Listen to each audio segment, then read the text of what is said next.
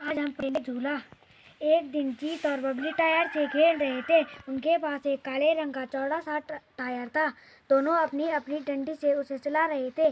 बबली बोली कि वह टायर बहुत तेज दौड़ती है। गोल गोल दौड़ता हुआ टायर कितना अच्छा लगता है।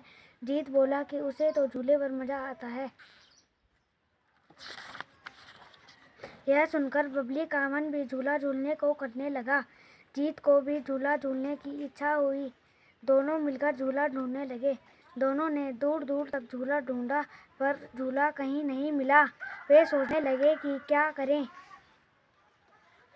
उस मैदान में बहुत सारे पेड़ थे। कई पेड़ों की डालियां बहुत नीचे आ गई थी। दोनों को एक तरकीब सूझी।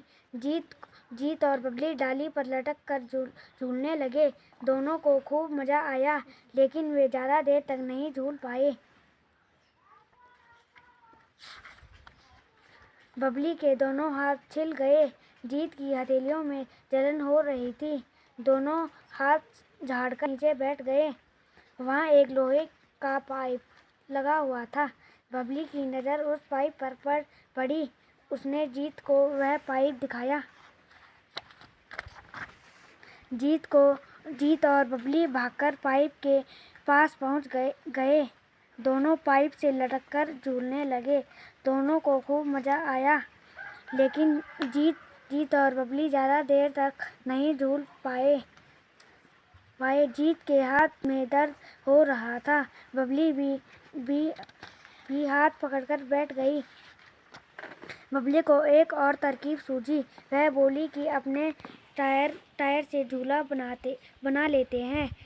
उसमें बैठकर झूला झूलेंगे। जीत को यह बात पसंद आ गई। वह बोला कि वह टायर पेड़ पर लटकाएगा। बबली बोली कि वह टायर को लटकाएगी। बबली ने टायर अपने हाथ में ले लिया। जीत ने उससे टायर छीनने की कोशिश की। दोनों में छीना झपटी होने लगी।